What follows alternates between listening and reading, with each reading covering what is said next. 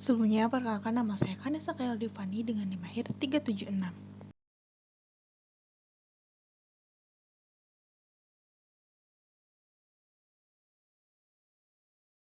Ecoplease Indonesia hadir lewat brand Ecoplease. Ecoplease memproduksi kemasan makanan dan alat makan berbahan bagasse atau ampas tebu. Sisa hasil produksi gula yang biasanya dibuang diubah menjadi kemasan 100% home compostable. Artinya produk ini bisa terurai secara alami dalam 90-180 hari tanpa plastik dan juga tanpa bahan kimia sama sekali. Selain itu, baggage dari Ecoplease juga mempunyai sedotan berbahan material PHA dari canola oil yang menjadi jawaban atas keluhan plastik kita terhadap sedotan ramah lingkungan yang biasanya lembek. Mereka itu nggak bakal lembek meskipun kena air dan juga tetap bisa terurai di laut sekalipun atau marine biodegradable. Jadi, two material one emission packaging that disappears, not pollution that lasts forever.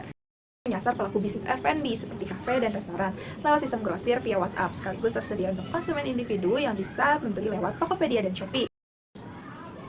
Kita akan memasuki analisis mendalam mengenai Green Value Proposition.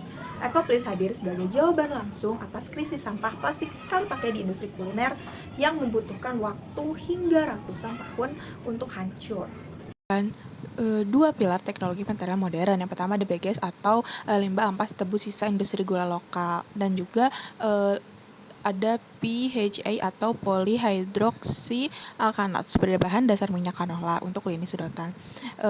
Ini merupakan material organik generasi yang baru. PHA ini karena bersifat marine biodegradable, artinya ia mampu terurai sempurna di air, tanah, maupun di ekosistem laut.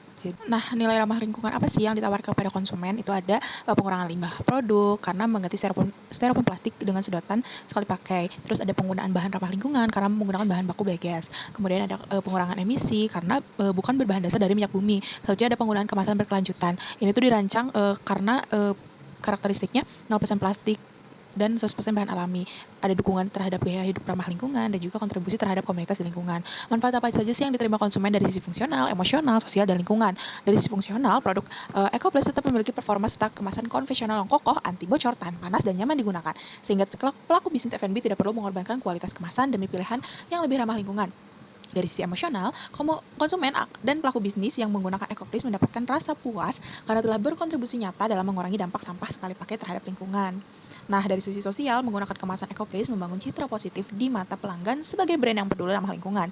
Di era konsumen yang semakin selektif, hal ini menjadi nilai tambah yang memperkuat loyalitas dan reputasi bisnis. Dan dari sisi lingkungan, pemanfaatan paling terasa langsung. Kemasan Ecoplease terurai 90-180 hari tanpa meninggalkan mikroplastik. Bahkan sedotan BCA itu dapat terurai di laut. Apa sih buktinya bahwa brand ini memiliki nilai keberlanjutan?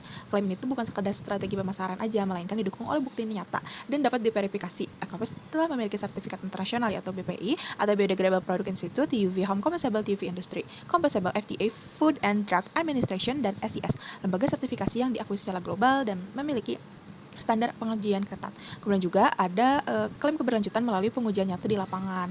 Mereka tuh membuktikan bahwa sedotan dan kemasan mereka tuh terbukti di lingkungan tanah dan juga laut tanpa meninggalkan residu yang berbahaya. Dokumentasinya pun ada di website mereka dan di Instagram. Dari sisi kemitraan bisnis, Ecoplease telah berkolaborasi dengan berbagai brand F&B seperti Bottega, Canggu Bakehouse, Gitu Morgan, Skipjack, Trefox. Nah, Grand Value Proposition yang ditawarkan tuh sudah sangat jelas ya, karena mereka didukung oleh bukti nyata dan sertifikasi.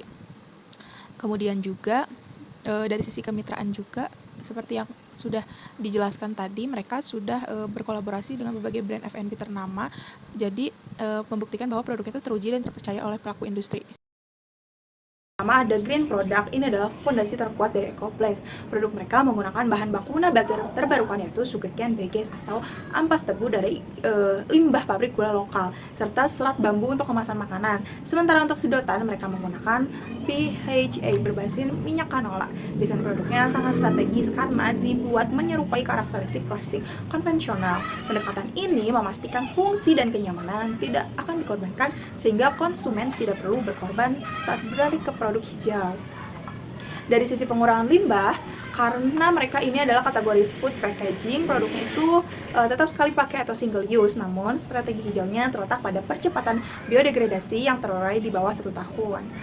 Nah, yang kedua itu ada green price. Secara aktual di marketplace, produk EcoPlace ini dijual kisaran harga 2.400 hingga 2.600. Nah, harga ini memang membuat green premium atau lebih mahal dibanding plastik atau styrofoam konvensional karena biaya bahan baku nabati dan sertifikasi internasional yang tinggi.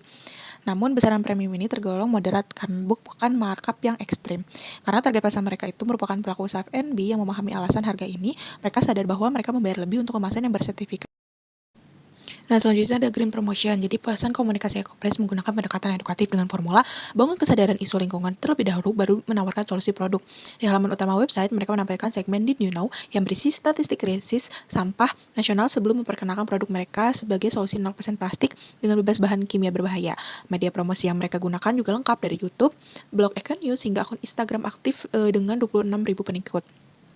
Konten promosi mereka tuh sangat inovatif dan meyakinkan karena menyertakan testimoni ketahanan fungsional untuk menghalau keraguan konsumen. Resiko greenwashing pada promosi ini juga tergolong sangat rendah karena keseluruhan klaim didukung oleh sertifikasi eksternal independen yang valid. Nah, dan yang terakhir ada Green Place atau saluran distribusi. EcoPlace menerapkan model distribusi omnichannel digital tanpa toko fisik retail. Konsumen diarahkan dari website resmi menuju WhatsApp untuk layanan pesanan custom dan permintaan sampel gratis. Sementara untuk transaksi retail, otomatis mereka menggunakan marketplace besar seperti Tokopedia dan Shopee. Model digital ini membuat jangkauan produk sangat luas ke seluruh Indonesia dan juga mudah diakses oleh pelaku usaha F&B. Setelah membedah 4 elemen 4P tadi, ada satu benang merah yang perlu kita tarik dari keseluruhan analisis ini. Green product itu jelas berada paling kuat karena didukung oleh bahan baku yang benar-benar berbeda dari plastik. Kemudian juga ada sertifikasi pendukung internasional. Kemudian ada serta bukti visual nyata lewat video degradasi produk. Selanjutnya, di Green Place kekuatan itu memudar karena saluran distribusinya itu luas tapi tidak ada satupun komitmen keberlanjutan yang terlihat di tahap ini. Tidak ada logistik rendah emisi, apalagi program pengumpulan kembali produk bekas. Ironis karena mereka tuh memiliki klaim home composable yang harus benar-benar dibuktikan. Nah, poin inilah yang membuat strategi EcoPlace belum sepenuhnya konsisten dari hulu ke hilir. Green product dan green price sudah selaras, bahannya itu unggul, harganya proporsional dan saling menguatkan. Tapi begitu masuk ke green price, konsistensi itu putus karena klaim terurai sampai 190 sampai 180 hari itu tidak dibarengi dengan sistem yang memastikan itu benar-benar terjadi di tangan konsumen. Nah, jadi strategi EcoPlace ini lebih tepat disebut quality produk tapi belum menyeluruh untuk di setiap rantai nilai.